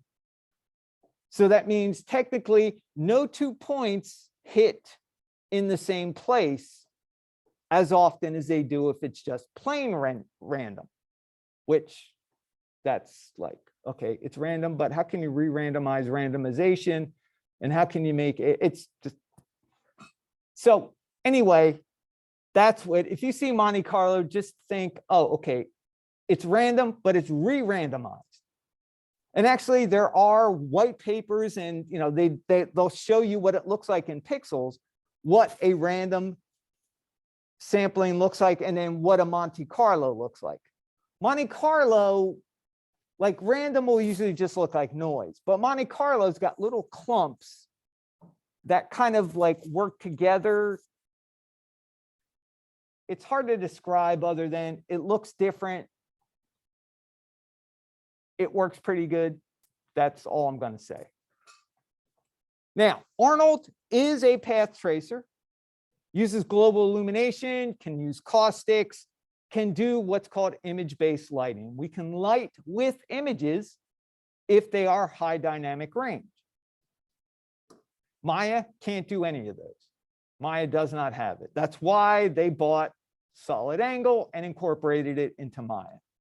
Because the Maya renderer is, I don't even know why it's still around, honestly. All right. So bottom line, any 3D package that we're using, we're taking our precious polygons, converting them to pixels, we're taking our precious 3D scene, and it gets flattened. Don't get crushed. I mean, that's just the way it is. Yeah, but we have 3D glasses. Yeah, but they're still flat screens. They're synced differently, and the point of view is just a little bit different. Yeah, but we have stereo cameras. Yeah, we have stereo cameras, but it's still on a flat screen when it's displayed. You wear glasses. Yeah, but it's still flat. All right, so we don't really have true 3D display until we get like a holodeck or something, you know, where we can actually see stuff in 3D. And there are a bunch of devices that are out there that are part of research that will look like they are 3D, that will display objects and you can walk around them and take a look at it. All right. But just realize they're very specialized. You can't like take your myosine and throw that on there and have it display. Not yet, anyway. So the purpose of rendering, we want the highest quality image for the least amount of time. And basically the bottom line is to meet the production deadline. Production deadline is, when's my project due? When do I have to have this done for the client? When does my boss want to take a look at it? We're still describing light and shadow and how it reacts to a surface. You know, surface quality, texture are all included in that. All right, couple of quick renders. Scanline does not render transparency. Well, it sort of does. It's either clear and the light ray can go through it, but don't expect to see a shadow that has color or is clear. Shadows are simply in Scanline, shadows are maps. Anything the camera can't see is in shadow, and that map is just dark. Renders faster than ray tracing, but honestly, no reflections, no refractions. This is, you know, my little Tykes gaming right here. All right, we move into ray tracing. Okay, now we're actually sampling a pixel, one ray per pixel. Okay, it can sample whether that is a transparent object that it's hit. If it can go through, what is it made out of? Does it need to bend? It'll bend if it needs to go through and it's glass. Does it have color? It'll pick up color as it goes through. It'll bounce around. But one ray per pixel kind of gives you a limited look. It's really good, but limited look. When you get into path tracing, you've got multiple rays sampling a single pixel. And you go, well, how is that going to be? I mean, don't you just, you know, a pixel is a pixel. Isn't one ray good enough for it? Well, no, because one ray may hit the edge of a pixel and be next to another pixel that's different than the pixel on the other side. So the more rays you have on a pixel, it can sample it in multiple areas and get a better result of what that pixel should look like in context to the rest of the shape. So the nice thing about path tracing is it shoots rays from the camera. And like I said, Unreal has path tracing built into it. You can use it. It's expensive. You know, you're not going to do it in real time on your Mac. You can do it in rendering, but not in real time because the cards are not enabled. If you're one of the fortunate few who's got an NVIDIA RTX, you know, pretty beefy card, yeah, you can get some nice path tracing in there. But if you're on a laptop, don't expect to be able to fly through the scene and have perfect ray tracing and perfect reflections and everything. You know, your laptop's not going to keep up with it. But it still is beautiful. So it takes a little more time to render than the other two versions, but totally worth the extra work. Now, file formats. For our class, we will be using what is called the OpenEXR half. That is by default what Arnold will give you.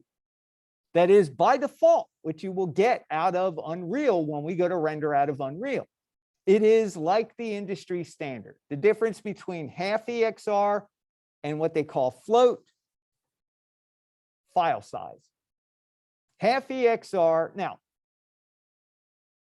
let me see if I can put this into better context. So ordinary images you get off the internet. Ordinary interweb images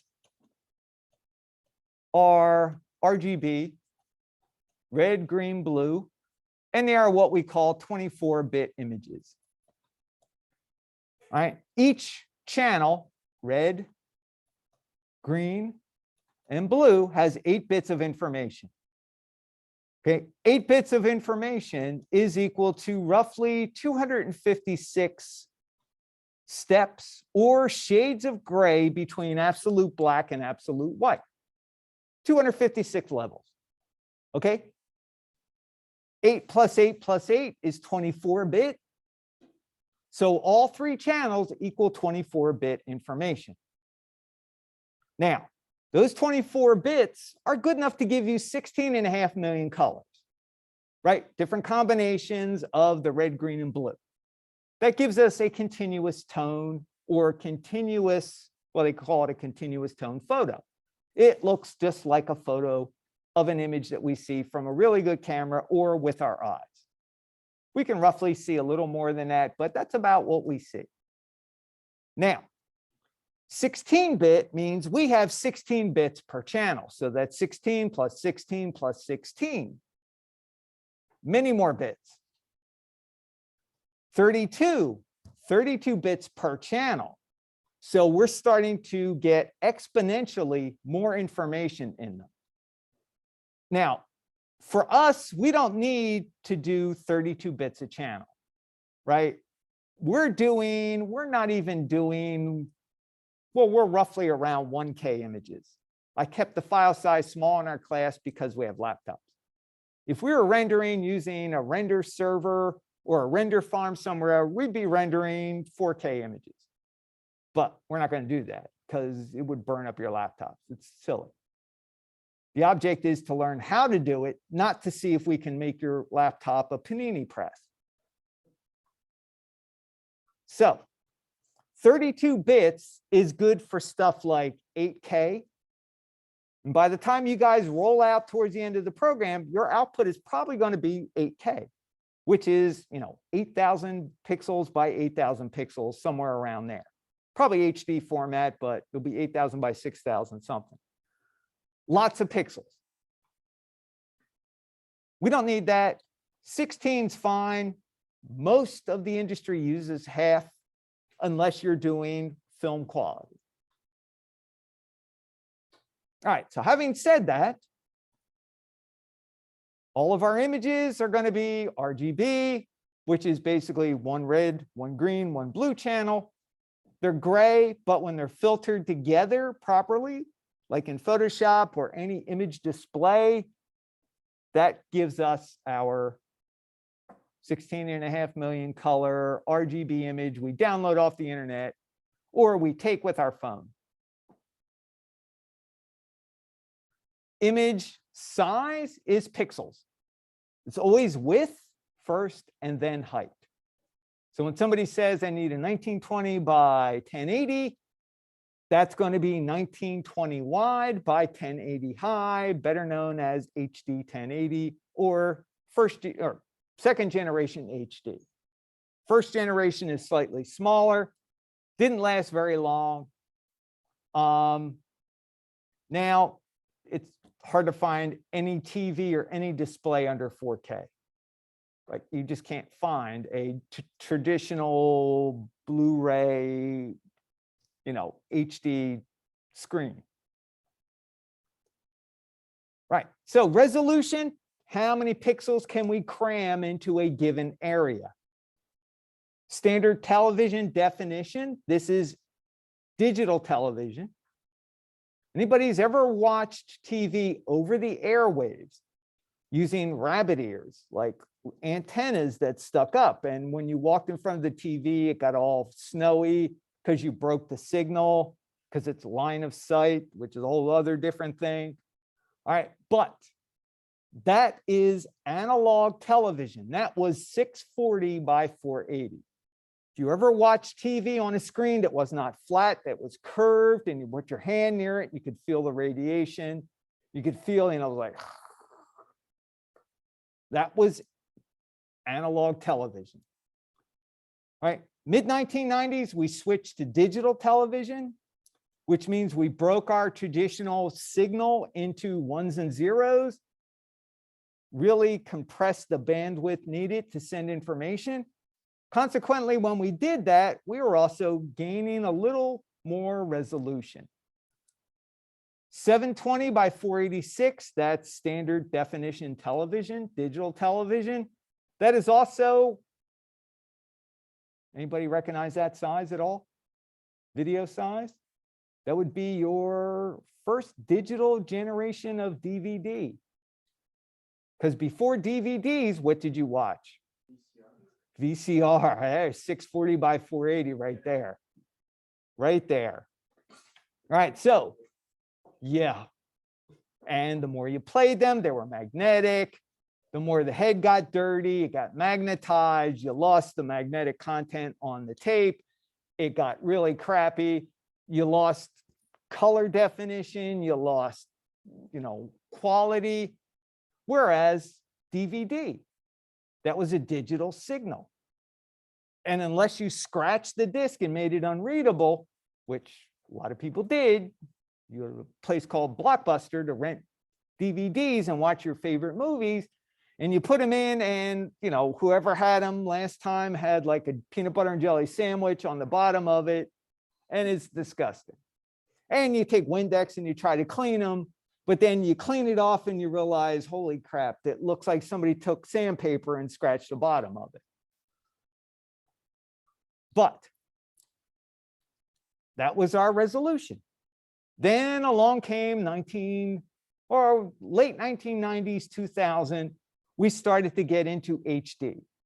First generation HD was 720, which is 1280 by 720 high. That didn't last long. That lasted about 2 or 3 years. Then came full-blown HD Blu-ray. Blu-ray. Go ahead, say. What was that? 1080p. 2K, that was considered really 2K because 1920 is really close to 2048. So they rounded, they called it 2K.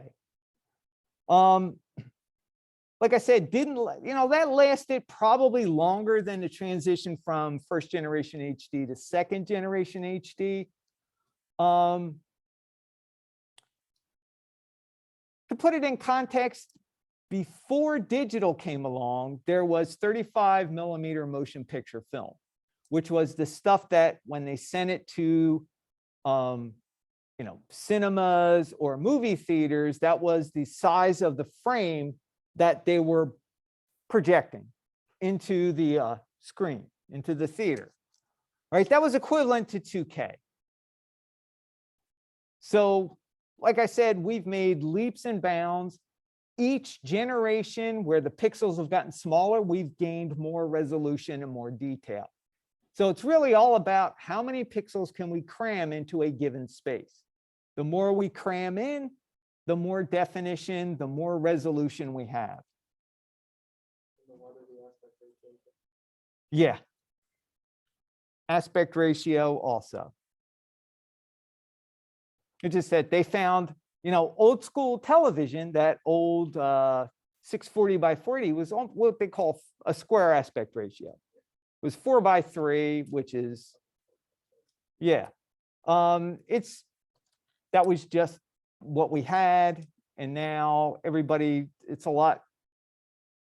You feel like you're seeing more with a widescreen, which is kind of how our eyes work anyway. Our eyes are kind of like wide angle lenses where we can see a whole lot because we have peripheral vision. So it makes more sense to have our displays be wider. Gives us a sense of more immersion than it is to be just square. Yeah, pretty much. I have a question about that. Okay, so I have curved monitors, but I have no clue what the difference is. Like, do you know the difference between A curved and a flat? Like, what does it do? The curved monitor is that little bit of wraparound is our eyes are round, right? So we see them sort of like the lens of a camera. We're actually seeing like curvature, but we don't really process it. It's kind of like how in theory, we're supposed to see everything upside down, but our brain flips it. And the whole thing with curvature is it's supposed to look more natural and be more immersive than a flat screen. I don't really see enough difference between that and like my other displays. You do or you don't? I really don't. It just doesn't really. That's why I Yeah. was wondering what the. Yeah, you're not really going to see much unless it curves around to almost 180 degrees. Because really, in reality, when you look straight ahead, your peripheral vision goes around to almost 180 degrees. It goes down to like, I don't know, 165, 160 around there. Like 180 out here, I can't see my hands. But when I get in about here, which is about 160 degrees, somewhere in there, I can see. You're not going to see that. You're not going to really feel that immersed until you get to that level of curvature, which in a big scale tends to make people nauseous because we've gotten so used to looking at things and we have like an anchor point outside of our screens to kind of anchor us in. And that was the whole deal with, VR, the first gen VR, where the refresh rates weren't that high. People put them on and they get disoriented and they get nauseous. That's because we don't have that horizon frame of reference that we're used to when we look at a display. But now when you're fully immersed in it, you're relying on the computer to keep up and give you a sense of equilibrium and where's my horizon at? I need to know where that is all the time. So yeah, and it's a good question, good discussion. Actually, ever since thinking it, since you said it, I do realize ever since I got because I have to just because I didn't know what they did, it just better here. I realized since I have that and my third one, then I have two that are flat. It I guess it does I don't really see a difference, but it does my head starts to hurt longer, quicker. I mean. As fine compared to what it used to. So maybe that's what it was because my eyes aren't used to it. Well, and the whole idea of that was people used to take two flat monitors and put them together like this so they'd have a bigger area to play with. The whole idea of the curvature was to give you, basically that kind of angle without the bezel block in the middle, like end-to-end screens. Because really, I mean, if you ever look at the making of any LED volume you're using, they're all screens just pieced together that are meant to fit flush to each other. So it looks like one giant picture, even though it's a bunch of little panels. Yeah, it's kind of along those lines. But the problem, I mean, not the problem, but the nice part about being in a volume is you still have the real world grounding objects here. Whereas on a screen, you have the only real world object you have is like looking down at your keyboard. But if you're playing a game, you're not going to look at your keyboard because that's the last place you want to be. You want to be in there. You don't want to be killed.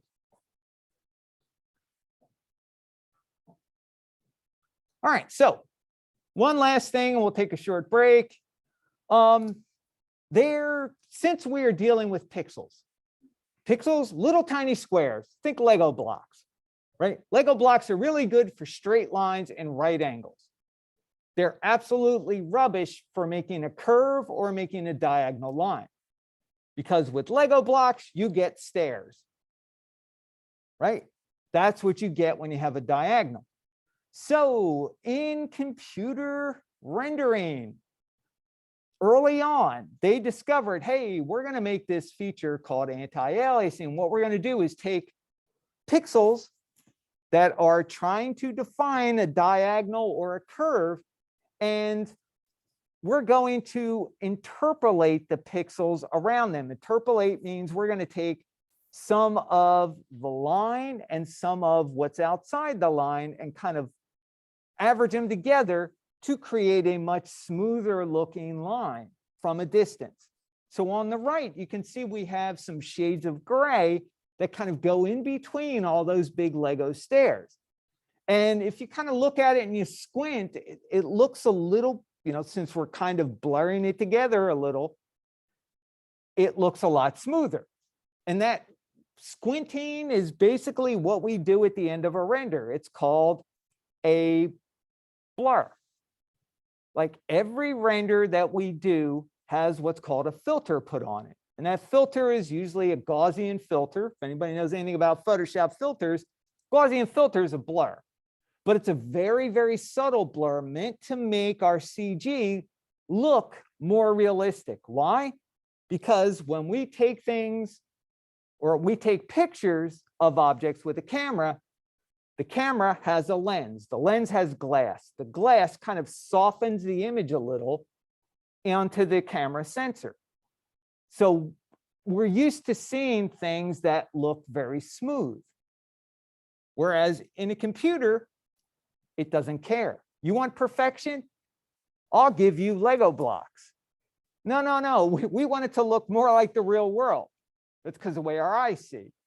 So we blur the edges of those lines a little bit, and that creates a more realistic looking edge quality. So this is kind of standard on pretty much every renderer. I can't think of a renderer that does not have anti-aliasing built in. That is just part of making it look smooth. All right, questions so far? Good discussion. All right, let's take a break. Let's see, it is 3:07 by the time we get out of here. It'll be like 3:08, 3:09. Let's come back at, well, take 20 minutes. So come back at 3:28. Now, Morgan, in Zoom, I'm going to have to end the session because I can't render out the first part of lecture unless I end the session. But I will start it back up when the render's done. So I will see you in 20 minutes roughly.